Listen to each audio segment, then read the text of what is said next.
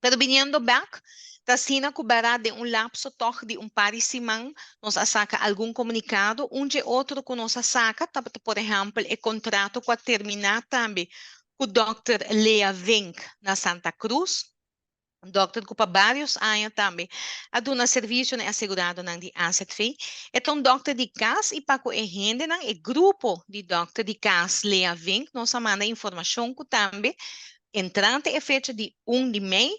Também tem um traspasso automático para o que nós chama de Route Piedra Plata.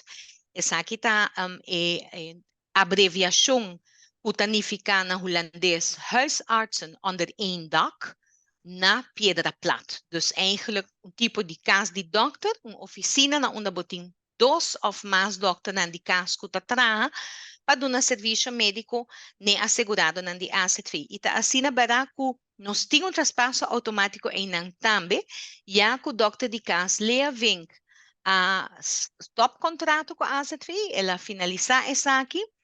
Em caso que nós compreender que a pessoa mesmo vai seguir seguinte reto, ante ora é importante para nós como seguro asset fee garantizar que o serviço médico pode continuar. Então, em caso aqui, tur e paciente de Dr. Lea Vink na Santa Cruz, entrante 1 de maio passa para o que nós chamamos de huisartsen onder één dak, dus é caso de doctor novo, que está abre entrante 1 de maio na Piedra Plata. Então, esse aqui é um traspasso automático, esse quermen que é paciente, ou é assegurado de asset fee, não tem nada de assinada, não está percurar para digitalmente tudo que o passar, e esse equipamento que ora é assegurado, que estava cerca do Dr. Lea Vink, tem mestre de serviço médico, a hora que ele por acudir é hora na Piedra Plata 72A, que está uma oficina de Dr. Novo, nós temos Rua Piedra Plata, e em não ele conseguir ganhar serviço.